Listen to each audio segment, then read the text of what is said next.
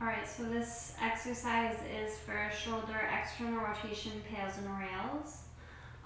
Shoulder external rotation is this motion of the shoulder, so drawing the bicep up. So we're going to start flat on our stomach, and we'll have 2 blocks. If you don't have blocks, you can use a kettlebell to put your hand on, but your elbow needs to be elevated a little bit so that it's in line with your shoulder. So I'm going to have 1 block out to the side for my elbow to sit under, and I'm going to have another block in front of it for my fist to go on. Typically, you're going to want this block to be on a higher setting, depending on the amount of shoulder external rotation that you have. So you might even want the highest setting, and you can play around with the height of the block. So my goal is for my elbow to kind of be in line with my shoulder, and I'm going to actively be pressing my shoulder into the ground. And for the purposes of this video, I'm going to keep my head up, but normally I would have my forehead down on the ground or look over to the opposite wall or the opposite side. And from here, I would hold a passive stretch for probably 2 minutes, depending on what programming you need.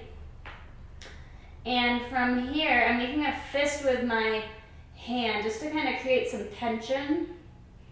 And I'm actively pushing down, pushing the front of my shoulder down in towards my mat. And I would start to come into a PAILs contraction where I'm pressing my fist down into the block. And I'm starting to ramp up tension, maybe coming to 10%, 20%, 30%. And my whole body's radiating. I'm squeezing my legs together, I'm squeezing my butt, I'm squeezing my belly, my shoulders. Everything's working to try to get me a little bit more momentum to press into the block. And I keep pressing down until I hit maybe about like 70% when you're first starting out. Don't go full on to 100%.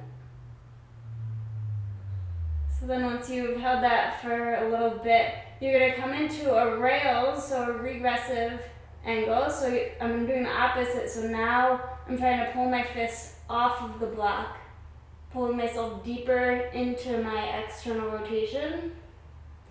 And I am shaking because I'm working. And I'm still pulling the front of my shoulder down towards the mat, but now I'm lifting my fist up and I'm activating all the muscles along the back of my shoulder. And I'm going to hold that maybe for 5 more seconds.